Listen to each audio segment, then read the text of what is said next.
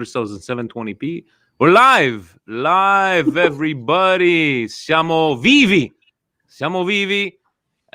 con Stevie P, Marco di IFTV e io, Vincenzo Tavernese. Presidente wants to do the podcast like this with this nice little voice. Some ASMR. Oh yeah, welcome everybody. We are the Simulcast. Simulcast live from Montreal/Brooklyn. We are very happy. Brooklyn. We are very happy to have everybody live viewing, and we shall start very soon. Thank you. I could do probably a radio voice, Stevie P, or I could do one of those, those audio books, but for porns. I could probably start doing something. Very nice. That's exactly what I was thinking. Yeah. Thank you. Out of my mouth. Thank you. Look at you over there, Mark. You got all prepared. What's the dusting situation in that room? Do you dust every couple of days? Talk to us about your cleaning regimen in this room of yours. So it's usually on a weekly basis, and whoever loses in FIFA in that week usually has to clean. So it's fair to say that Michael's the one who cleans the studio. I've actually never cleaned up here. Mikey. That's why he's not here right now. He's actually cleaning the back. Good for him. Can't give him a day off. You got to let these kids work, They have a 2 year. For sure, Antonio gets the senior citizen discount, right? He doesn't do the. Is his back hurt? No. Something hurts. No. He cleans the toilets. Them fighting words. But we'll let everybody. Already 68 live viewers. We're very glad, Marco, to give you a bump. Because obviously us, we have all these. But by the way, our monetizing Presidente said that we will be hitting $2.2 million by the end of the trimester. So it's a pleasure for us to give you a little rub. It's just like when Gabriele Marcotti, he called us to be on the podcast because he needed some more followers. So he says, yes, of course, we'll be able to help you out. So we're doing the same thing to you. We like to give back. Just like Pat Patterson. Bonanami Pat Patterson, you give back to the world of pro wrestling. We're doing the exact same thing. But thank you for joining us. We'll put it over there. I'm not gonna say what you said about your co-workers, what you told us before. I don't want to start rumors. Please say it. Please say it. I'm trying to organize a boxing match between us, so this might help my case. No offense, but we would have preferred Antonio, and now we have you. So now you're telling us that later. So freaking God, man! I pull out the Amado del Capo. We were having a nice conversation, and now you hit me with this. We got an Antonio, and Antonio left. And I have his phone number. I could call him right away. Antonio, you're telling him that he gets the senior citizen discount, that you're fed up of seeing him every day, that he's rubbing you the wrong way, that you want to have a boxing match with him. Us, we're going to side with Antonio, scusa. He's no Milanista at heart. We got to go with that. Okay, but let me ask you something. He's a Milan fan, but who showed up today? He's got a point. He's got a point there, Antonio. When you watch this back, you left us hanging. You see? So David Fante just texting saying make sure that they were live. David is already on there. Already 89 live viewers. Steve, shall I start us in the Milan weekly podcast fashion and try to integrate IFTV? What do you want me to do here? It's a simulcast. It's my word of the week there, so you could use it however you want. Let's just start. Okay, so cari amici sportivi, welcome to a first ever simulcast of the Milan Weekly Podcast and IFTV. Worlds are colliding, like George was telling Jerry back in the day. IFTV, Milan Weekly Podcast, joining forces like this, talking about Calcio, talking about soccer, talking about Serie A, and our beloved Milan, even though Marco maybe, he's not on that thing. But we're here to talk about everything Calcio, everything Milan. Stevie P, Vinny T, Marco. You need a letter, Marco. You can't just be Marco. Put Marco G. Marco G. I like it. Vinny T, Stevie P, Marco G. Mi piace. Welcome to the simulcast. How are you this fine evening, Marco G? I'm doing good. We got some Amado del Capo. I think we need to start off with the salute, right? Scusa. You guys still got anything? I got the Moose Lie head. to me. Moosehead, Okay. pure Canadian lager. I'm not gonna buy no American beer and a Copichat over there that you guys have over there. But Fair enough. a salud, a salud. And on that Stevie, note, anything? No, I'm good, guys. Okay. and on cheers. that note, guys, I'll let you a little conversation because I'm empty, and God knows I cannot have an empty beer while we talk. So I'll be right back. Speak amongst yourselves. Okay, let's do some housekeeping there, guys, for everybody who's on there, out there live in YouTube land. Guys, it's a pleasure. For anybody who doesn't know IFTV, we're gonna do a little bit of housekeeping and show you what these guys do. I like the housekeeping. I heard housekeeping. Uh-oh. This is brought to you by Moosehead. More Canadian than that. What's you can't what's get. the split that I get on that? I get The some split- Canadian beer sent to me.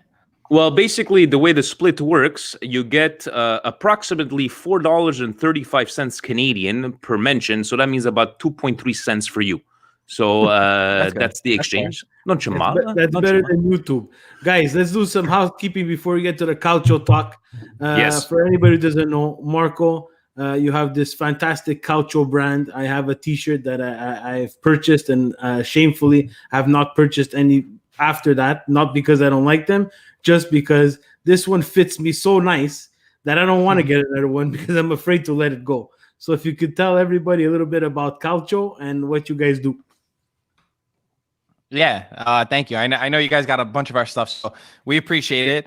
IFTV, Italian Football TV, basically a large community of Calcio fans that speak English, and we created this Calcio brand, which was our way to give back and to do something different and create, an Italian American clothing brand. Very simple, but what's funny is to see how far it's come. And I love to hear from you that you still have your shirt and you still like it so much. So I'm happy about that. Yeah, and it's amazing there. I remember when you guys started it. I had vintage pitch apparel too that I would love to spin up again. It was really, really good fun, and I know that you guys are having a great time doing this. And like I said, for me, unfortunately, it had to take a back seat, but I hope to bring it back up and collaborate in the future because I know how fun it is to design things like this and have people genuinely and genuine people wear them and really tell you the honest truth about your product. So it's amazing there. And I'm not telling you because we're on this simulcast. I'm telling you because it's really a nice T-shirt and it's a great apparel there. And I will be purchasing again. That's for sure. Yeah, You know what's definitely. funny? By the way, real quick, before we knew each other or we associated with each other too much, my sister, who's a big Calcio fan too, she had showed me Vintage Pitch because she ordered a shirt from you guys. Yes, so it was yeah. so funny how it ended up looping back. Yeah, I remember she ordered the Juventus one, I think. Probably. I think it was that one. Yeah. No, I even remember the orders. That's how much I love doing it, and I still today love doing it. Right, so hats off to that. Like being able to create a brand and T-shirts. I remember Stevie wearing it, and good quality stuff. So kudos to that, and it's always great to cheer on somebody's success, right? So continue doing what you guys are doing. That's awesome. Milan Weekly Podcast. We're trying to get somebody to do a cartoon of Steve hitting me or trying to choke me out like Bart and Homer. But we're one day we'll get there. But keep up the good work for that. That's for sure. Yeah, Steve. What else do we have on the next item of housekeeping? So next item of housekeeping, we would be shocked and stupid if we didn't mention this while we have also Marco's channel and his audience on. So for people who don't know, myself and Vinny are from Montreal, Canada. It's 12 years ongoing that this charitable foundation has been collecting toys. It's called the Southside Toy and Food Drive. Myself, I've been a part of it for the last 2 or 3 years. Vinny has been a part of it from the beginning. And it's basically collecting toys and non-perishable food items for the less fortunate here in Montreal. They go to the Brewery Hall mission, and David, who is the capitalist and the founder of this, has done a tremendous job over these past 12 years raising money. Myself and Vinny through Milan Weekly Podcast have started trying to collect some cash for these guys, because they take this money and basically go to local grocery store or local, local. I'm going to call it local Walmart, but basically you have to understand we're trying to get the bang for our buck. And those and all the volunteers, guys, this is all volunteer work. Dave doesn't do this for money. He collects money and non-perishable and toys for the less fortunate. So we have this GoFundMe where myself and Vinny try to push with the admins from the Milan Club Montreal, basically collecting money. And we try to do some stupid things so that people would actually donate money. The first year we did a show outside in the winter, shirtless, and we found that $1,000 was very easily reached. So we upped it last year to 3,000, but we got about more than halfway there. We got more than halfway there. I believe you had said that if we reach 3,000, you were going to make a show in a pool of Jello, and I think people were donating to not see you in a pool of Jello. So it was working, right? And honestly, guys, unfortunately, you guys know around the world with all this COVID thing, it's been a last minute kind of thing with this Twin Food Drive. But again, very humbled to see, this is not withstanding Mario's donation of $200 from the Milan Club Montreal, already at $770. Just spoke to my sister, which is a director at Walmart. We'll be able to get us into a Walmart where they'll be before opening or before closing, where we could. I think last year, guys, we had 18 or 19 shopping carts full of just perishable goods. Good feeling to have. So whatever donations, if you guys would appreciate it, going directly there, and whatever fees that GoFundMe take, we'll make sure that we take care of that, because Steve, we got Patreon money, right? So we're going to cover those costs there. We just want to make sure that this year runs down smoothly. We give as much as we could possibly can, and we did order 2 trucks, Steve. So the goal this year, even though it's not a gathering anymore and a happy festive kind of thing, we're still going to try to get those two trucks done. So if anybody, I know it's on our Facebook page, we'll really appreciate it. Thank you to all, and thank you to anybody that donated. We greatly appreciate it. It's a fantastic feeling, Steve, and I know that it was very humbling for you the first time in that truck. I know it was a bit cold, but it's I'm not gonna be a type like Lenny Clinton from Chicago that does this all year round. Kind of I don't try to put myself over for anybody, but a truly humbling experience, and it feels good to give back to the people that definitely need it more than us. So anybody that can help us out, we greatly appreciate it. Marco, say if you send over $5 American, it's like $72 Canadian. So you pass yourself off as hey, look at me, look at Mr. Moneybags. But we appreciate everybody that did it. That's the house cleaning. Let's get to the Calcio, ladies and gentlemen. Calcio, Steve. First, let's start off. Did you watch the FIFA 20 game today? Yes. Somebody was playing FIFA today. FIFA 21 that we're playing. I don't know. Okay. So I know, Mark, you said you watched it a little bit. Steve, you watched. I was trying to watch at work. I was trying to sell an iPhone to a customer. Then I was looking. Porca la Madonna, we're down to nothing. Monsieur. No, I can't forget you, monsieur. I'm watching the game. So I just want to describe one thing to you, too. At 2-0 down, when was the last? Now, I can only speak for myself. I was not worried. Not to say that we were going to win the game. Don't get me wrong. But I wasn't worried that we were going to get embarrassed or, oh my God, we're going to go down 4-0, 5-0. It was still a lot of game to be played, but I'm just remember that feeling, Steve. What a great feeling to I don't know if you felt the exact same way. Down 2 goals in the first 17 minutes, meritate completamente, right? From Krunić's brain fart completely. Another mistake there, but in the end, we came back, we won. Stevie, what did you think? I think you're the one that watched the most out of the game. I was trying to back and forth, but if you could take us through your feelings of the game. Yeah, so basically today, guys, no one told Milan that the game was at 12:55. That's for sure. Because it's a long time, and I'm negative, and I'll bring up this comment here because I've seen it on YouTube multiple times. The sexiest man alive, ask him. He wants one of you to ask me. why is he always negative energy about Milan in his podcast when they chat about football? So I'm pretty sure it's about me because I've seen it again, and if it's not, whatever, I'll still answer it. It's probably about you, Steve. It's probably about me. The negativity, guys, is again, it's something that I thrive on because this is not the perfect Milan, and we saw that today, right? You cannot start a Europa League match against a very, very weak Celtic team down 2-0, because as you progress in this tournament, that will not happen. That's not going to happen against an Arsenal. That's not going to happen against a Tottenham, and it's pretty well sure not going to happen against one of those teams that comes down from the Champions League. So that's the problem that I have with Milan, and why I'm negative on them is because you cannot start a game like this. What I am proud of is that there was a reaction, right?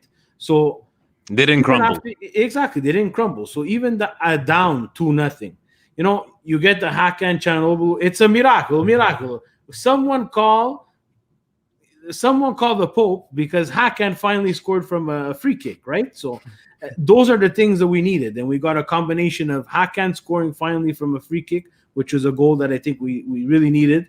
And we got some saves from Donnarumma when we were actually absorbing some pressure, and clawed back into this game and won it. And not only won it, because at 3-2, we put our foot in their throat and we went for that fourth goal, right? So that's the positive portion of that Milan game that I saw today. I think where the problem, I don't know, Marco, if you agree with this, I think where the criticism that goes towards Stevie about being negative, I think it's because a lot of the Milan fans or the Twitter fans, the online fans went from two extremes, from, oh my God, we fucking suck, to, holy shit, look at us, we're the best in the Serie A. No, there's a transition to that, right? And Stevie and I are always saying, like, let's keep our feet on the ground. Nobody's talking about Scudetto. Let's relax, things like that. And not to see it in a negative kind of light, but do you agree with Stevie and just saying, like, what do you say about this whole situation? That is it a negative kind of thing, or is it more of a realistic kind of thing? Yeah, I totally understand you, Stevie. I think that football fans, are some of obviously the craziest, Calcio, soccer, whatever you want to call it. We're some of the craziest, right? There are people that think you can never criticize your team. If you criticize them, if you say anything wrong, you're not a real fan. I abide by a different mentality, like you, Stevie, where you look for the things to make yourself better. It's like your own life. You're not going to say, look, I mean, this guy's name is sexiest man alive. So he might not tell himself that he's not, the greatest in every aspect. But by saying the things that you're not good at, helps you improve. So I completely agree. And I think that there does have to be that sort of balance. For sure. For me, at least, this is a different Milan. I mean, just like you said, the mentality to come back in this match, a couple years ago, will we have seen this? Last year or 2 years ago, will we have seen this from Milan? I don't know. So, those are all positive signs. But like you said, it's December. Definitely credit to Milan. But for me, that goal or a successful season for Milan is top 4. It definitely, and it's like, I think maybe a couple of years ago, Steve, it would have been like, maybe we'll get to tie it at the end, But we had Hogan, right? He came out big in this game here. Diaz played fine. I don't know if you saw that little interaction they had there. Was it the TikTok or Instagram, whatever they were, joking around to each other. But I think that's what it comes down to, is the reaction from this game. And Celtic capitalized on those two mistakes there. But I liked as well as when Krunic made that mistake, and Kessie, you saw that little tap and like, hey, it's good. We got this. And I really like that moment there and this team gelling. And I know David likes to talk about Scudetto like he likes to tell us every single time. But, Steve, these are signs of a team gelling. And whether his name was Padre Pioli or another coach, whoever it was, he got them to gel together. And so far, so good. And again, let me remind you, no Ibrahimovic. People could talk to shit on Milan. Oh, you rely on a 39-year-old.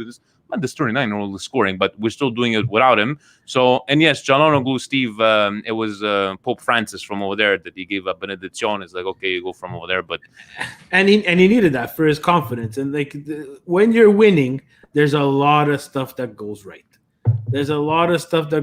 And I think, things have started to go right for Milan, right? And and they're getting those breaks. They're getting that free kick is going in. That shot that's deflecting off someone is going in. It's not going in for a corner. Gijo's making that save, that key clutch save. There was 2 in the second half that he made that either put Celtic back in this game where they shouldn't have been, and keep it at 3-2 or keep it at 2-2, right? So the thing with the going back to the team, guys, Milan to be successful in the top 4, as much as the 39-year-old Zlatan is a freak, we have to start looking past that, and people need to step up, right? And today it was Hoj. Today it was Castillejo. As much as we've seen him in the past couple of games run consistently for 90 minutes or 70 minutes for as long as Pioli or Bonera could watch him run, even though he would run uselessly around the pitch. Today he ran and actually did his job. So you know, like, the negativity comes positive stuff, right? And I think Castillejo was positive, Hoj was positive, Hogan, and you know, the negative part is, of course, you know, I see the comments, the Kajar injury. That's gonna be a problem if it's an injury that's more than a couple of weeks. I know we have Sampdoria, then Sparta, then Sassuolo. So look. In a Scudetto it's going to be a race. good test. Yeah, it's going to be a good test because now it's back to Romagnoli and Gabbia. And today, you know, I'm going to tip my hat again when Kajar came out and Romagnoli had to come in. Yes, Romagnoli did what he had to do, and he had we talked about it on Monday, Vinny. Today, he had a good defensive performance. Definitely. But about you, Mark, you think this Kajar thing could be problematic for Milan? Let's say, looking from the outside, you know, we do have this could be a test and see how well this team can gel and can actually maybe perform even under pressure and without players. What do you think? Yeah, absolutely. But before I say that, just to touch on your Ibra dependency, I was just looking back because I knew that we made a graphic 2 days ago. And in all competitions between all the Serie A teams, AC Milan had the most different goal scorers. So they had 13 different goal scorers. Yeah. And if you want to look at a team like Juventus, they had the second least with only 6. So if you want to say what team is more dependent on one player, it's definitely not Milan because the stats show the opposite. But that's the problem. Juventus. Didn't they change their name to CR7? CR7. It's CR7, Steve. It's not Juventus. It's CR7. But you see, that's where the problem is nowadays, lying online. You know, we people like to talk without fact checking, and it's like, you want to talk about this, you want to talk about that, and you know, am I praising that? Oh, look at us, we have a 39-year-old score. We're still very realistic that, like, you know what, Ibra's a god. Ibra could give us probably another year without any, but we need to stay realistic, and I think we've proven that maybe we haven't played the best of oppositions without having Ibra, but that fighting spirit has been there. You know, so people could talk all they want, but having Ibra there on the bench, and I don't know if you guys saw his face when they went down 2-0. He was not a happy camper. He probably slapped a couple of guys around there on the bench itself. But in the end, 5 points clear. We haven't been this since forever. And Marco, Steve likes to say it, a Serie A aperta. It's open. It's, you know, anybody can go up. And when was the last time you saw something like this, right? When was the last time Serie A, according to you, right? That was, okay, let's be honest. When was the last time Serie A, after, in the month of December, you didn't know that Juventus was winning the Scudetto again? Once or twice in the last 10 years? I cut off? You got cut off at the end. Okay. But I think you said when's the last time the Serie A has been this competitive? Or when was the last time in the last 10 years, right, that by December, you weren't sure if Juventus was going to win, right? Maybe there was 1 year. There was 1 year where Allegri was down by like 10 or 15 points. I don't remember what year. I think it was his first year. Was it his first year? First or second year? I don't remember. First or second year taking over Conte. I think he was like mid-table at the middle of the half.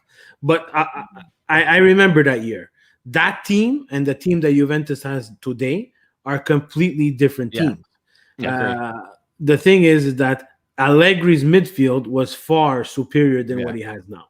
And that's what, you know, and that's like, you know, talking to a normal Juventino like yourself and some other normal, I call them normal Juventinos around here in Montreal, they've said that from the beginning. It's the midfield, and for the longest time, and we'll switch to Juve a bit here because it's very important.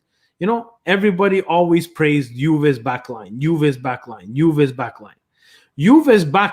was a byproduct of the midfield that was in front of them. And you always said that, Steve. I said it from the beginning, and it was not to shit on Chiellini and not to shit on Bonucci.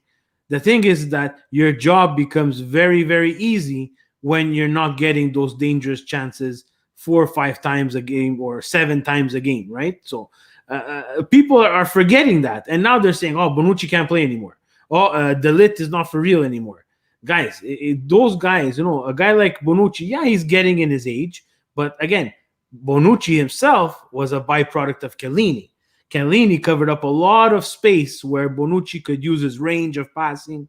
He could do other stuff. Now it's kind of like there is no more that Chiellini. There's a De Ligt there, and he's a bit younger and a bit more out there. So like there's that transition point that Milan fans have been used to for the longest time, and now it seems like Juventus fans are shocked at this. It's like we had a comment there: Pirlo will crush Milan when we meet. I saw that comment. I put it up. Guys, Pirlo is not. His worry right now is not to crush Milan. His worry is to try to find a way to salvage the first half of the season. But okay, so let me ask this, right? Let's put this in perspective. Pirlo has not had a fantastic start to the season to Juventus standards. I'm not shitting on the guy. He's a brand new coach. I still don't understand the decision. But Marco, why is it that, let's say, Pirlo's quality as a coach are not questioned? Where, let's be honest, guys, if he was in any other team right now, and he was expecting to have the results he's supposed to have, his job would be questioned. So is it that Juventus has realized that, you know what, we've won all these years in a row, let's give this kid some time, and away we go? Why is this? Why is his job is not in question? What do you think about all of this? So very similar to Stevie. If you check our comments, like on our YouTube channel, it's all Marco hates Juve. He's a closet Milan fan. He's the most there's no Juve fan on their podcast. Welcome to the dark side. Because like you said, for me, I'm critical where I see it. So for the past 18 months, I've shitted on the Juventus midfield. And it's only now where people have seen that, hey, the Juventus midfield sucks. Hey, Bernardeschi is not a football player for Juventus. Hey, these guys are really bad players and they're not Juventus material. I think for Pirlo, it's everybody's expectations that have been poor. I saw when Juventus signed Pirlo, everybody's comparing him to Zidane. Oh, Juventus, they got their Zidane. Zidane coached the Primavera of Real Madrid and was assistant coach of Ancelotti. Pirlo has never coached a team. He didn't even have his coaching license when he took the job. So it's completely different. I think once you bought into this Pirlo philosophy, you could say, you have to expect problems. For me, what's happening so far for Juventus is not surprising at all because I expected a lot of issues with this team. I did not think that they're going to run with the Scudetto. I didn't think that he would be able to manage this team and just keep winning because, like you said, the flaws of Juventus have been overlooked and they're completely overshadowed by Ronaldo's presence. Completely. And anyone who doesn't say that is just they don't want to see reality for what it is. So there's a lot of problems over there.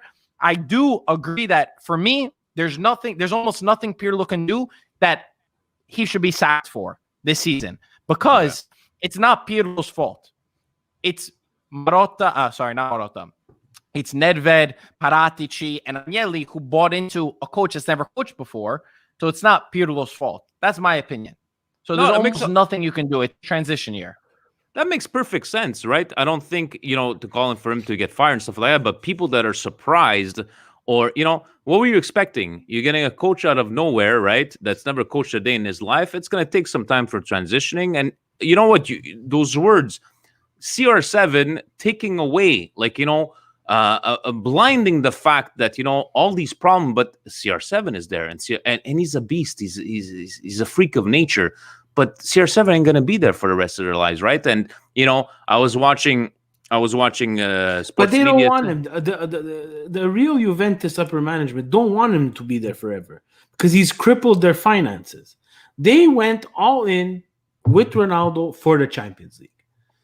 And I'm safe to go out there right now is that I've said it before, I don't think Juve had the team when they went all in for a Champions League run, even with Ronaldo.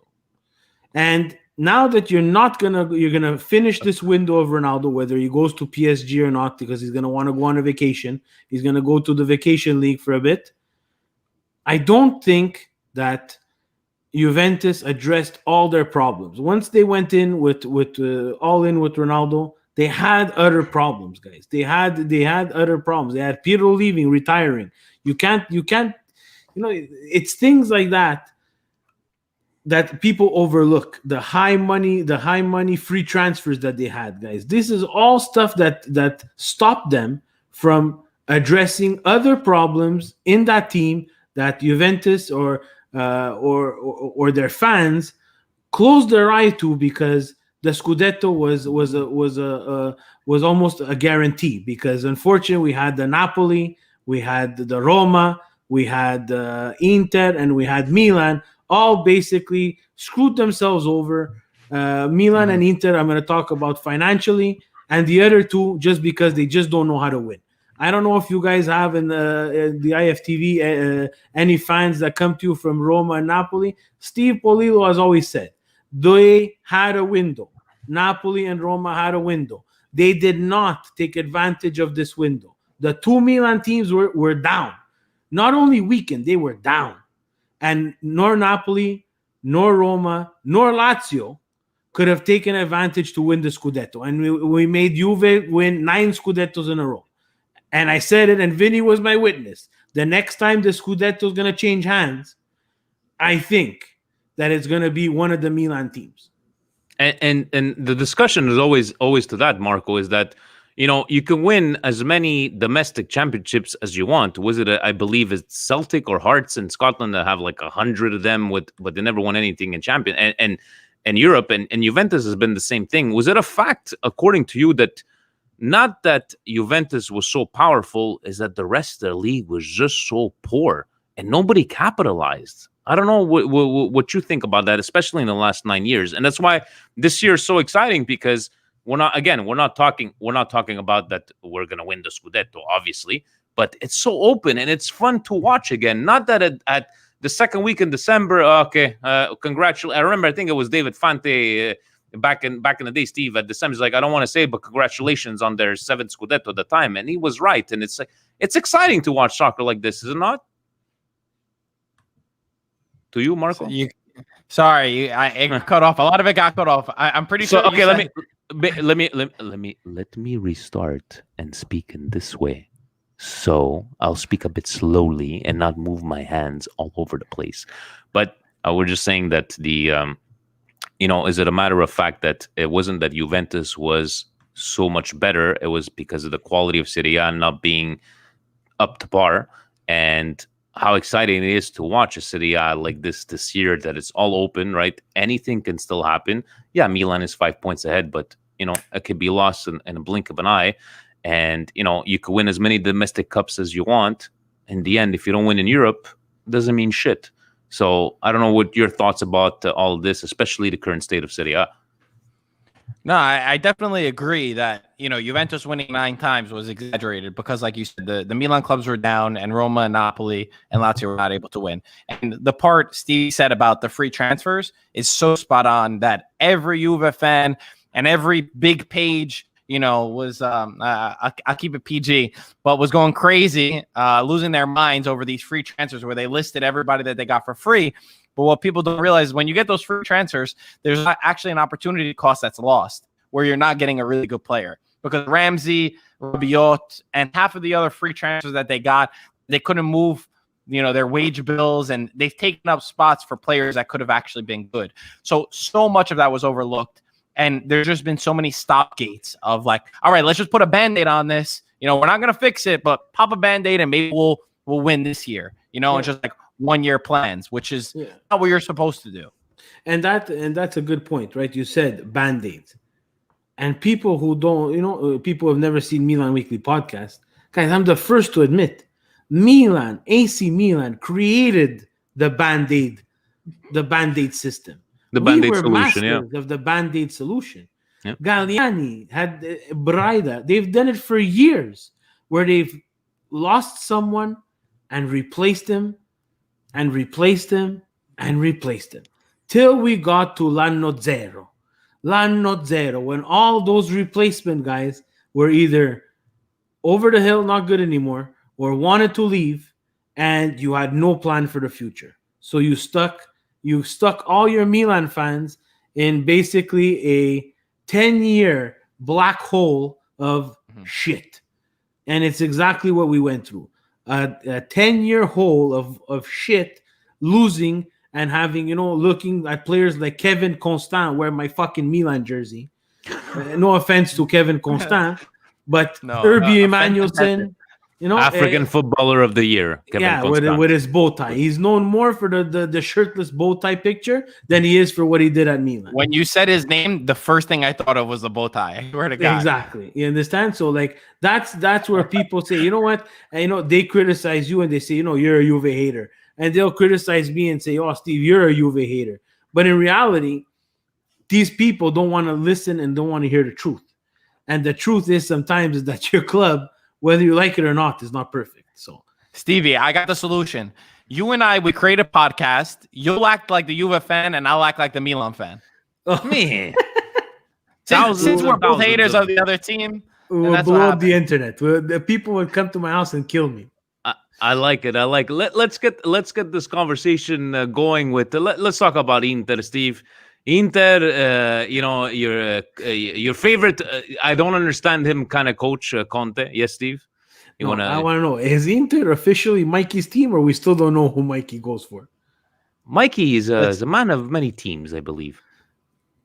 Mike doesn't know who he supports. He doesn't like people to know. Okay, I'm going to tell you the truth. The truth, this is the cold, hard truth about it, and he will not admit it to you. He will not admit it to anybody. He's the anti-Juventus.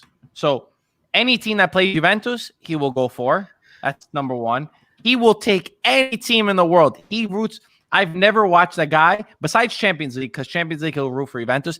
I've never in my life seen that guy watch Juventus play in Serie A and root for them. So after it's Juventus, then he just picks a team based off of if there's a Greek player or if he finds some other storyline. Manolas. Yeah. It's like my grandfather. It's like my grandfather that would be, who do you go for in the hockey? Everybody against the Canadiens of Montreal. He would just like anybody that will play against them. But so if Inter will be playing Juventus, he would be going for Inter. We wouldn't be getting along on that one because we hate both teams. But Steve, Conte, you like to try to dissect his thinking, his way of formations. Eriksson, you don't get to play. You're sitting on the bench. Yes, they came out with a win, but it just seems that Inter seems to win when it counts, where they're playing like shit. All of a sudden, a great win, and he goes back to his formation. But he's special, Conte. Is he not? Like, he just likes to stick to that formation, and I don't know. I don't get him. He only knows that formation, Vinny. And let's not hide it.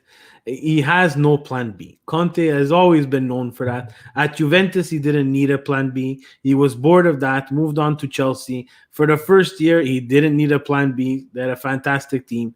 They win the Premiership. Then year two, he's one of those guys that cannot keep it simple, stupid. He has to overthink himself and fill that team with his type of players.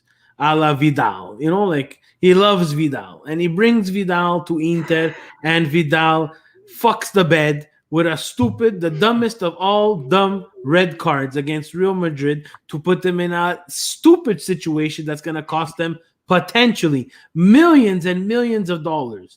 Not only did they pay for Vidal, he's going to cost them even more.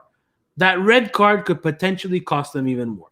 Now, again, against I love saying this team's name, Mönchengladbach. By the way, Marco, we pronounce our words. And he knows that I pronounce however I feel like pronouncing. Don't worry about it. So against the German team, they almost flambéed that too, And the thing is that just talking with our Interisti friend, Francis the Snake Colagiacomo, and we were talking back and forth by text, and I felt the nervousness in Francis's text. Through a text message, I felt how nervous he was. His voice was getting high pitched. Exactly. The text was projecting this high pitched noise of nervousness from an Inter fan. And you know what? At a certain point, I felt like he was actually doing push-ups while he was watching this game because he was so nervous. Because they lose, they're out, right? So, and they're the first one. They're out. If they tie, they're even out. Exactly. So they were the first ones to shit on the Milan fans and say, "Oh, you're Zlatan dependent." Hey guys, wake the fuck up because you're Lukaku dependent. Huh? Guys, admit that. IFTV guys, all those people on the channel, admit the next time you go and you comment to Marco and the guys. Lula dependent. It's that's the new terminology that they're using. Lula for Lautaro and Lukaku. No. Lautaro Martinez can't tie Lukaku's shoes. Lukaku is the man who pushes that bus. He's a beast. Exactly. Unbelievable. Marco, do you agree? Like what a beast Lukaku is, and people want to talk about Ibrahimovic dependent. Take Lukaku away from that. Who's scoring those goals? There's only two players on that. Only two players on that team. It's Barella and Lukaku. That's it. Those are the only two that they show up when they need to show up. That they are at that level. The rest of them are not. So definitely agree. Without Lukaku, this Inter will not go far. And like you said about Conte, the problem is, at Juventus, I loved Conte, honestly, because what he did to the club was incredible. He got the team playing incredible football. They barely spent anything on the players. A lot of unknown guys. They won the league. Even with Italy, I thought he did an incredible job getting us. Did a really good job with not the best players, with one of the worst talents. We beat Spain, and we went toe-to-toe with Germany and lost in penalty kick. Chelsea, again, I kept supporting him. I said, this is a guy that lives for hard work. He's against big money. He doesn't need those huge players. All of a sudden at Inter, I have completely lost this love for Conte because, like you said, he has zero plan B, and he is so stubborn. I thought when he gets his big budget, okay, finally, he's going to get great players. He's going to get a world-class midfielder like Eriksen, and we're going to see the best coach in history. We're going to see one of the best Italian coaches. But it's like he's gone backwards. He almost enjoys the worst players like Gagliardini. So it's so strange. He loves Gagliardini. He loves Ashley Young. Like you buy a back like Hakimi, and he sits for Ashley Young. There's a fucking problem there, guys. You understand? But Conte is the type of guy is that you'll give him this money. And at Juventus, I have to disagree, Marco. At Juventus, he made some of those comments near the end where you can't go to $100 restaurant with 10 cents or whatever. Yeah. That dumb comment that always keeps on coming back and haunting him. But he's the type of person that he will be so stubborn he must be so annoying because even the upper management, there's like, you know what? Okay, shut the fuck up. We're gonna buy the guy. You want Vidal? We're gonna buy him, and then you potentially let go of another young player or a Bastoni or a Skriniar. And once Conte leaves and his time is finished at that team, he leaves your team, and he leaves your team 5 years in deficit in terms of talent that you need to get back to where you want to be. And that's something that's going to follow him everywhere. If I'm someone from a big club and I look at what he's doing at Inter, there's no way that I bring it. Could you imagine Conte with the budget of the Spanish government at Barcelona or Real Madrid? Jesus Christ. Like lumberjacks all over, like Lumberjack City. You probably go get Muntari at this if you got him at a good price. Assistant lumberjack coach Muntari. Sully. I even said it. He said recently that he rejected Real Madrid, I think like 2 or 3 times. I was saying he made the biggest mistake because if this Inter goes where it's going right now into him, what big team is going to want to take him on? I think this is his last chance. I think he's shown like one team is one thing, Marco, a second team, a third team, but it seems like he does that 1 year and okay, you're not gonna do what I want, and he leaves. Like, dude, exactly. you're not Mourinho. No offense to Conte, you're not like all these. So in the end, I just love it because I just look back at all those videos from Liotto goals when they used to make fun of Conte and Pancrazio, the hair, the cat on his hair, and this. And you take those videos that they used to make fun of him when he was at Juve, and it's exactly the same thing nowadays. I love it. If you guys have a chance, Liotto goals on YouTube, fantastic, really funny stuff. From Inter, guys, let's take it to Marco. We like to call them Dr. Jekyll and Mr. Hyde, Lazio, because you never know what kind of Lazio you're going to get from over there. Lazio, Steve, coming out this week with okay performances in the Champions League, but then go lay an egg in Serie A. Is it going to be another year of this, Steve? Lazio? Okay, maybe Mobley is going to score another 30 goals, but not end up anywhere. And, it's just, I don't know. I think it's just Lotito. Is Lotito the problem? Maybe his craziness is reflecting onto the team. Lotito had his window. He had his window. Last year they were really close and they shit the bed. And I don't know when you're going to get close to that again, right? And a lot of people are pecking Simone Inzaghi as the next Juve coach. So that's all fun and games in the Lazio camp. Can't wait to see that move happen. But you know what? Lotito at a certain point had to open the pocket, had to loosen those purse strings and get what Lazio needed, which is depth to continue to be competitive in the three competitions, right? So look, you know what? I was never a Lazio fan. I've always, since the time of Veron, I think that they've been a fantastic club in terms of when they lose someone, they're able to replace him with this low cost talent that the types of Atalanta and the types of Udine back in the day. They were able to replace these huge sales that they would make for tons of money with these guys that you don't never know their name, a la SMS.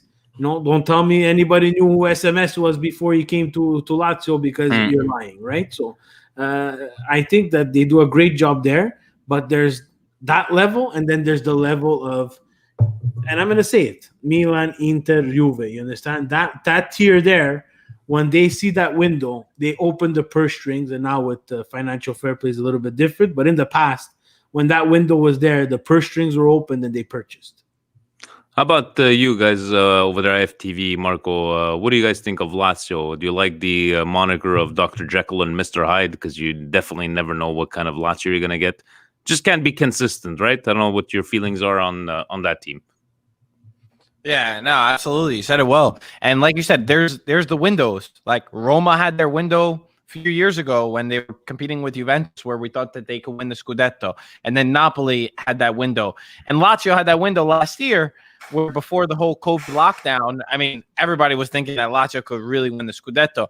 And I think that it also comes with like experience and mental strength, because, to go forward, I think in Lazio's camp last year, they were doing so good.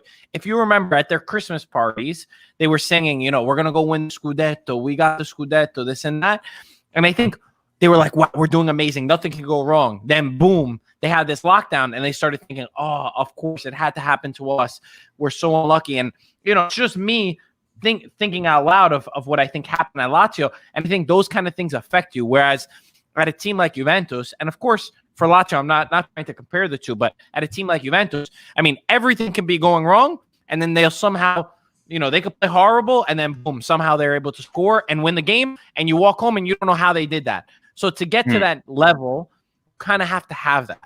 And I think that Lazio's been halted a little bit by, like you said, Lotito, but it's a complicated situation. Dr. Jekyll and Mr. Hyde, it's a good reference. I like it. Thank you for recognizing that. And on that note, let's finish off with Napoli, Steve. Even Napoli, they come up with fantastic performances. A la 4-0 with their last win, and then they go lay an egg today. Now there's talks of Gattuso resigning for a couple of more years with his dad sneakers. I don't know if you guys noticed that. He had nice little slacks with the white, the perfect pearly white sneakers. He just looks like a dad, and I love him. But Steve, Napoli, a bit more stable than Lazio, but I still don't feel that they have those key components to battle for. And I'm talking about against Milan to say, but I don't think they have the key players to battle for a Scudetto, just like every single year. Look, they had their window. Like, we keep on talking about the other teams, but what do you see for Napoli this year, or what you've seen so far? Napoli's a strange one. I have to admit that Napoli's a strange one, just because Napoli's finances are so good. You understand? Like, there's not a lot of teams that don't get that Champions League money and can buy a $70 million player like Osimhen. So like Lazio can do that. If Milan can do that, obviously, because of financial fair play restrictions. There's but no Champions League money, we wouldn't be able to buy a $70 million player. So their finances are good, but then they take on a player like Osimhen, who looks dynamic and fun to watch and a great talent, and then you have an argument with Milik. And Milik is sitting and rotting on your bench. You understand? So, like, I get that there was a whole bunch of random rumors. Is he's going to go to Juve? He's going to go to Roma? There was that striker carousel over the COVID and over the beginning of the season. You can't have that, though. You can't have that, because now you're missing that player. So, and I'll take an example of Napoli against Milan. Napoli against Milan, we're dying for a target man, dying, and they had no one but Petagna to bring on as a target man. Milik would have been a little bit of a difference. So it's moves like that at Napoli have hurt them over the years. And guys, I don't know what to say. Like, again, Maradona passing away is kind of like it's not like a symbol, but that was a type of move that nowadays is you cannot make that move. There's no price for Maradona. So what does Napoli need to take it to the next step? I don't know. They're a mystery to me. Marco, you? Yeah, you said it well. I definitely agree on the Milik part too. I think that some people, in the beginning of the season, everyone was like, oh, Napoli's not going to do well. Then Napoli started doing well, and all of a sudden people were giving them credit, saying, wow, they're going to win the Scudetto. So there's a little bit of that balance. I didn't have Napoli really being there. I don't think that they have the strength to win the Scudetto, personally, for some of the problems that you said. I don't know how balanced they will be over the length of the Serie A season. Milik, though, I know I want to get your opinion on this. Milik to Milan in January. I say it should happen. What do you say? I don't know, Marco. He's one of those players that scares me, right? He's had that, I call them one of the 3 major injuries that a soccer player has, and we don't know what we're going to get, right? So he's had that knee injury. I say that for me, those 3 injuries are knee, ankle, and then once you start going to hip and stuff like that, and they have problems with the il polpaccio, we know that they're getting up in years, right? So I find him a very interesting player. To say that I really want him, I want to know what Milan's plan is, right? Because now we have this Zlatan, we're gonna call it a dependency, right? Where we have this guy up on top who helps us retain possession and gives the guy some chance, right? But we've also seen today, when we don't have them, they play a little bit of that quicker ball, and they move the ball a bit quicker in the final third. So I want to know what their plan is. And like I said, for me, Milik, I think that he has the potential, but he scares me. Just because of the injuries that he's had, he scares me. Fair enough. I don't know. I'm a big fan of Milik because I love like those kind of big guys that are also very technical and smart. I see Milik like that. Definitely concerns about the injury. Definitely concerns about consistency. But he's still fairly young. I don't know why I feel good about it. I think that it will build for the future too. I like the move. For me, it's been on my mind for a little while. It's a shame to not see Milik playing now. To have him out for 6 months. Absolutely shame. I agree, and that's something. That's what I said about Napoli. You can't have a player like that sit, right? So You got to work it out. Yeah, you got to work it out. Exactly. So, did we lose Vinny or is it just me? I think we lost him, but he's back. Oh, there! Wow! Right when I said it. What happens when you live in a multi-family home and your mother decides to clean at this time of night and unplug the modem? These are the kind of things that happen. What happened? What happened? Madonna. Anyways, so we finished off exactly when I asked where Vinny was. You appeared. Yeah. You see. All right, where's my Champions League for Juventus? No, that's not gonna happen. That's not gonna happen. What about? I think we finished with Napoli, but the next team we would probably talk about is Roma, right? So Roma is like, can we put Roma and Fiorentina in the same pack? It's like this. No. You can't put Roma and Fiorentina in the same. No, I was just gonna put them in like. Some not so much. His mother killed the modem again. Yeah, I was just gonna say. Yeah. Oh my god! You guys talk. So it wasn't me. I'm not taking the blame for the internet now. You guys talk. You guys speak amongst yourself. I'll be here. I'm gonna get myself another beer. But no, I don't want to say it in the same pack, Steve. But for disappointing starts, possibly for Roma, and even against Napoli, I know it was a fantastic performance. But Roma was just shit that game. I'm not saying they've been shit from the beginning, but didn't show up. What were we talking about, Steve, the other time? Was it 9 corners by Napoli? I think it was 20 minutes in. But I don't know, like Roma, I just feel them, again, probably not going to finish top 4 this year. Probably, again, 6th or 7th. And I don't know if they're doing the rebuilding a la Milan, where we did for 8 years consecutive rebuilding. But Roma, Steve, I don't know. It's just nothing's...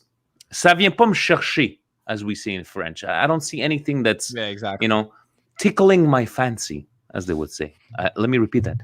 Tickling my fancy. But I'll let you guys speak about Roma as I go get myself another beer and not fuck up the internet. Yeah. So it's funny he says, we're talking about Milik and we bring up Roma. I think Milik would be a good fit for Roma. Could be, yeah. I agree. I think that Roma...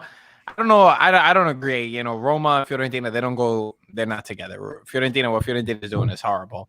And Roma has been incredible before, The 4-0 to Napoli, that was Maradona. That was like an out-of-body performance that was incredible, that the spirit was there. To be honest, Roma has impressed me before that. Leading up to that, Roma has been so impressive. I mean, Pedro, Mkhitaryan, even without Dzeko, they were winning matches. I think Fonseca, obviously there was a lot of criticism of him last year. I think he's proven to be a really solid coach, and the entire environment of Roma has helped him. They had that whole situation with Pallotta. Is he going to sell the team? Is he not going to sell the team? So many of the guys didn't know what was happening. Now they got their ownership sorted. They have a coach sorted. They have most of their players that are good. It's going to be normal to have up and downs. The important thing I think there is a lot more stability at Roma than there has been in the past couple of years. Okay, more stability. How about you, Steve? What do you think about all that? I'm not impressed about Roma. I think the complete opposite. It started off with that stupid game against Verona where they didn't know how to fill out the game sheet. and then, and I have friends who love Roma, and they listen to your show too, and they listen to me critique Roma. For me, Roma, the problem with that is you can't, as an organization, end the career of one of the most cherished prized possessions in the history of your club the way it did. That's an old ownership. Yeah. But I get it. But new ownership needs to fix that right away. Okay, fair enough. They need to fix it right away. And I think that's a byproduct of the respect that they get, right? It's because, Milan has done the same thing, but through coaching, because we didn't want to go with the norm, and we continuously put in a legend every time we wanted to have a coach and burn Juventus those bridges. did the same with Del Piero too and Marchisio. Yeah, exactly. But the 9 Scudettos hide that, right? When you don't have the 9 Scudettos, for some, I'm pretty sure that you're having that conversation with about Del Piero, Marchisio, and the way they left, right? So for me, Roma, it's I get the purchases. I get that they don't have the money to spend, and they did go through an ownership change at probably the worst possible time in the history of Serie A. During a pandemic, they were changing owners, right? So they lost so much money. Yeah, and I'm sympathetic to that because I don't mind beating Roma, when we play them on the field, but to have a team like Roma, like not financially stable, and I don't know if they've ever been financially stable till we'll see with this new ownership, but from the Sensi days and so on and Didn't so they have forth. Disney money at one point? We never know. With Roma, it's always a mystery, right? The two Roman teams, the two Roma teams, it's completely always a mystery. Their finances, they're always in the shit. They always have no money. Yeah, guys, for me, I think it's different now. Yeah, the Mkhitaryan I think Friedkin is going to be good. I've heard some things from people that know him, and they tell me that Friedkin is a real deal. Yeah, so and that's good, and that's what they need, right? But it's a real deal, but it's not something that's going to happen overnight, guys. This is absolutely like it starts day zero once again, and building for them, they just got to stay stable enough to make some sort of European football every single year. But again, there's nothing that, like you were saying, Steve, there's nothing that oh yeah, look at Roma this year, they have this and they have that. But it's like there's nothing wrong with that. Because it's Roma will forever be in the shadow of Totti. You understand? Yeah. Like there's nothing that's gonna take Roma back to where Roma was with Totti, and that's why they're always gonna be compared to that. And the thing is that again, they had their window and they made some sales, and unfortunately, they just didn't buy well.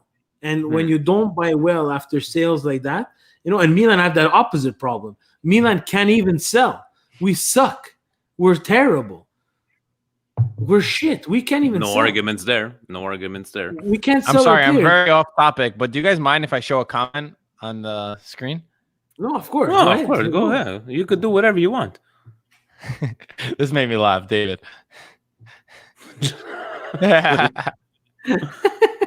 David, by the way, David is having he wants me and Steve to get onto his bus. David is a true believer that this is our year. This is a Scudetto year for Milan. Steve and I, we're like, Dave, let's go. David, he wants to make a t-shirt, get onto the Dave bandwagon on the bus. We're going from over there. And, Steve, it was just a little over a year that we met Dave and the First Lady. But Dave always supportive of you guys, of us, and always a nice guy. He is the best there. But they're the greatest over there. He's a Mr. Positivity, Dave. Yeah. Mr. Positivity from over there. But going back to Roma, guys, I think we all agree on there. And I don't know if you wanted to touch base a little bit about Fiorentina. I don't know what else is there to talk about Fiorentina other than we were joking around, Marco. Some of the Patreon guys, we spoke before the game against Fiorentina, and we were like, in the end, the soccer gods, the way they work. Everybody's lost points. We're playing a team that's been playing lackluster. We know what this spells for Milan, and in the end, we came out banging. Is Fiorentina just that bad? What's the perception of IFTV on Fiorentina so far? Yeah, I mean, I guess what we were saying before about managing expectations, I think that's one thing I would have criticized about them once they came in. Obviously, we know the Comiso group and we know all the guys over there. They're great people. Commiso, get it right. Is no Calabrese? Okay. Commiso. Okay. Grazie. Okay, go ahead. So, I think that they got a little bit excited. They're still learning the Italian football way. It's very different than coming from America where they owned, the Cosmos. I don't want to, I think it's cry over sour grapes, but last year when they had that opportunity to grab Gattuso, I feel like was like one of the biggest mistakes that they could have made, where they wanted to keep Montella. And they said, okay, we're going to wait one more week. All right, we're going to wait one more week. And then by the time they waited to sack Montella, they lost out on Gattuso, which I think Gattuso would have been the perfect coach for what Fiorentina needed. Iachini should never have started the season. That was Iachini is there to coach the last couple matches, and you put a Hail Mary and you say, all right, please don't let us go to Serie B. He is not to coach a team. He is not to coach a team. No offense to the guy. No offense to the guy, but that's his job. That's his role, you know. But you said that well. They did have that chance, Fiorentina, and now it's just like, don't talk to me about Ribéry. Ribéry is like, he just brings that presence to the dressing room, and if he's starting, but if a guy like Cutrone is not starting games, Steve, and Fiorentina, giving away some of their key pieces in the last couple of years, and I don't even think Fiorentina is going to finish in the top 10. I know it's very early still, but do you see any big changes for Fiorentina? La Viola? I listen to a lot of podcasts, Marco and the guys at IFTV and the Calcio Land and, the Calcio show, the Calcio guys. I live for these things, like I work and I keep them in my ear. But for me, and I thought Fiorentina was going to, I thought the Commiso group was going to splash the cash, and I thought that they were going to go get Sarri, to be very honest with you. You really? I think that was going to be their move. Sarri fits perfectly there at Fiorentina. You understand? It's like he can make his wild, crazy yeah. And he's in one competition. He can play those guys, those same 11 players all the time, and maybe build like he did before. Before he made the big move to Chelsea, he was at Empoli and he did that the miracles with Empoli. I think Sarri fits well with them and what they were going to do, and I liked, and when I saw them sign Callejon, I was like, hey, this maybe we're going to go see Sarri there. He's going to have to only bring over Mertens and Insigne, and he's going to have the trio chipmunks back together in Fiorentina. But the Prandelli signing was a bit disappointing, and that's the thing that pisses me off about Italian soccer is the recycling of coaches all the time. Like, it's tiresome sometimes. It's like, and I have to admit, I put my hand up there. When we signed Pioli, I said the exact same thing, right? But we've been in the same boat at the recycling the coaches, right? Yeah, but the Pioli thing, I was really one like, oh my God, are we recycling another coach now? But someone like Pioli for the time being now, and then I see someone like Morata too, and I think to myself, like, that's how an environment is important for a coach or player. Like Morata, Juve is his home. He's played the best at Juve. Every time he's moved away from Juve, he's, he hasn't been that performing. But now look, back in the black and white, and Morata's performing. Is it the same for Pioli? Well, look, so far, as soon as we took him over, that could happen. Could the same thing happen with Prandelli? I don't know, because the Prandelli that we saw Fiorentina against Milan, that was fucking terrible, man. That was like double-A soccer, if at best. Like Milan did not look worried. We just went, besides maybe two saves Donnarumma had to do, one at Ribéry and one against Vlasic, the striker. Besides that, there was nothing there, right? So that's the Fiorentina. I saw some comments of Sassuolo. I think Sassuolo does some great things. I really like that, they own their own stadium. They're a bit more advanced than the other teams as well on that front. The thing with teams like Sassuolo and and Atalanta is keeping the players, so like we see Atalanta too. I hate Atalanta's coach. I don't even want to name him on this show, on this simulcast, but he likes to dance. What do you guys think about the last two? I think Sassuolo and Atalanta, we should talk about them. No, definitely. But Marco, just wanted you to touch base on Fiorentina about the on the IFTV perspective. Do you agree with Steve and just saying like, maybe the Sarri, but so far it wasn't like a Milan being so great against Fiorentina. It was just a Fiorentina being so bad. And do you see them changing it around? And then we'll touch base, on Sassuolo and Atalanta. Nah, I agree with Sarri. It was Sarri or Spalletti was the guy. If they wanted to build a really nice project, it was Sarri or Spalletti. The rest of these guys are going to be intern coaches that hopefully keep you in the left side of the table, top 10, but they're not really going to build something that's sustainable or what they're really looking for. So until you get somebody like that who's got experience, they even talked about De Rossi. It's not guys like that are going to make Fiorentina where they are. Sassuolo, I think that all credit to them. They're doing things in a proper way. What I love about Sassuolo is that they can interchange players so efficiently. they are not just relying on one player. They're like Atalanta. They both come from that same school where they could lose a big player and they've got a young kid that comes in. You never even heard of this guy, but because their system and their formation and the philosophy is all the same, I love that from a youth system, that the younger teams are playing just like the first teams. So all these young guys, once they get to the first team, they're not, looking around like, oh, I've never done this before. It's the same movements, obviously at a different level. So that's what I really love from Sassuolo and Atalanta. And you know what? I got a great question for all three of us to finish this off. Okay. Guys, chi non si mangerà il panettone this year? So to all our non-Italian friends out there watching, who will not make it till Christmas as a coach in Serie A? I need to look at the table. I'm going to, Steve... Giampaolo at Torino. Giampaolo's not even eating breakfast tomorrow, probably. I honestly, I don't see. If I had to put money, and guys, kids, don't bet. It's a bad thing. A recovering gambler over here.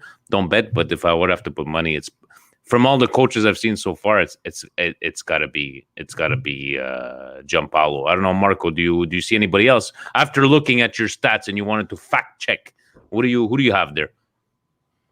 Yeah, I would have to agree. It's been so bad with Giampaolo. If like you said, if you're a betting man, if we want to have some fun, because Giampaolo is obviously a safe option, and it's probably what would happen.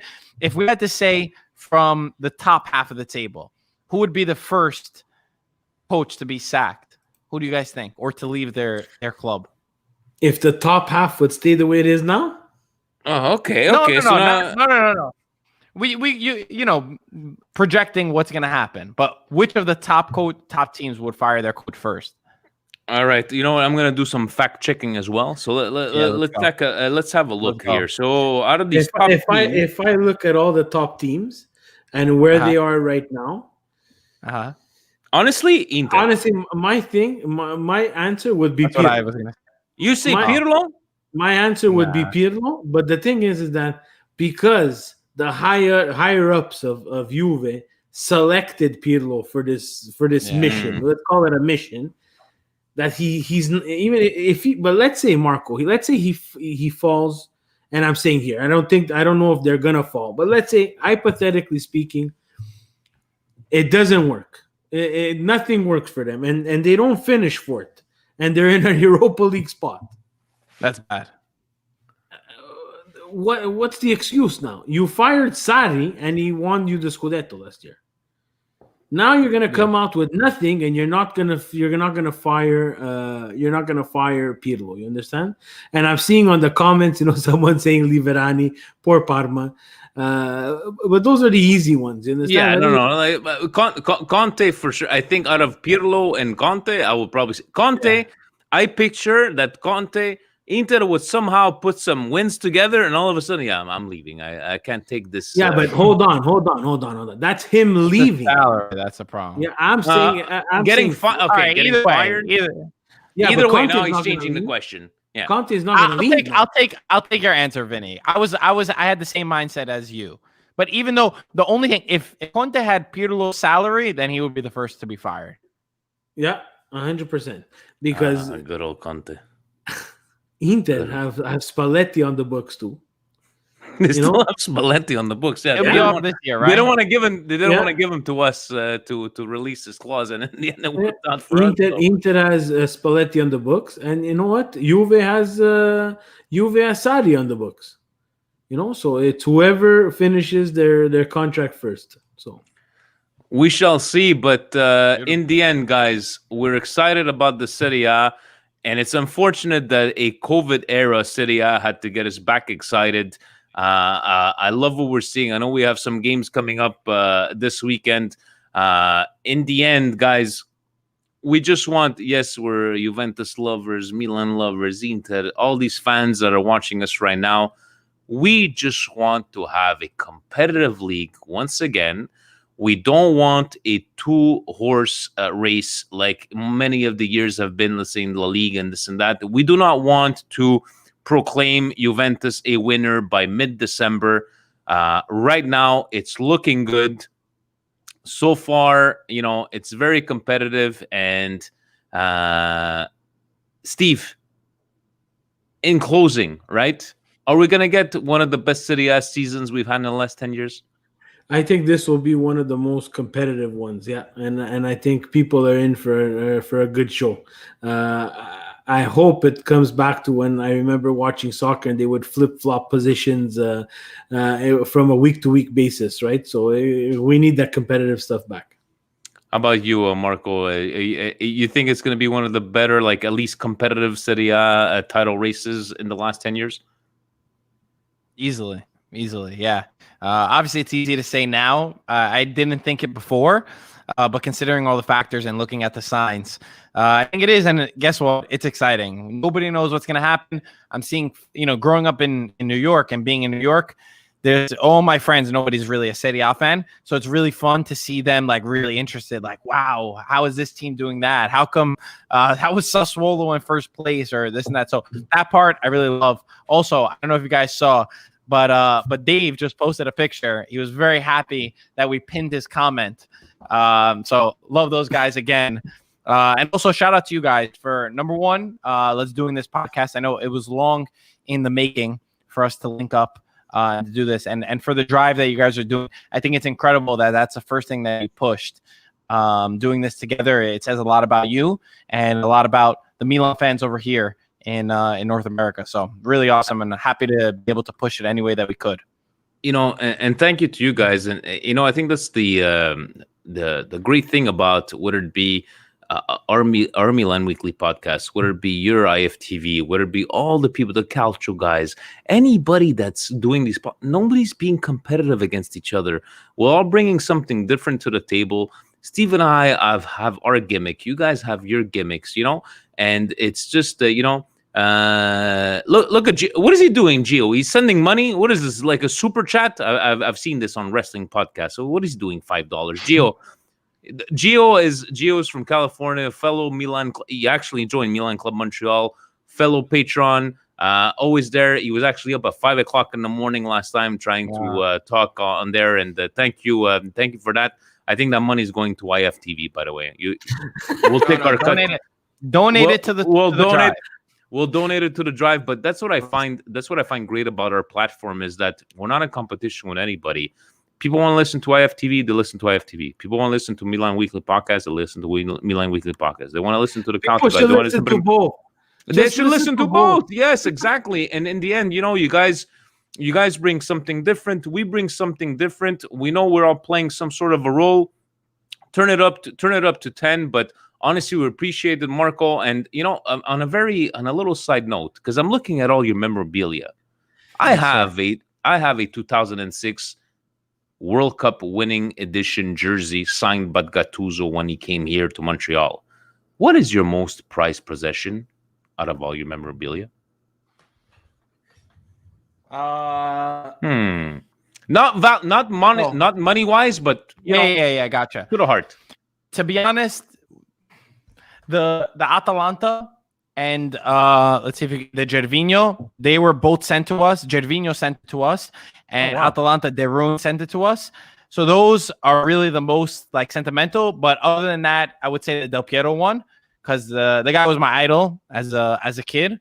So the Atalanta and Gervinho, because they sent it to us, and to me that's incredible to be able to receive it and put it up.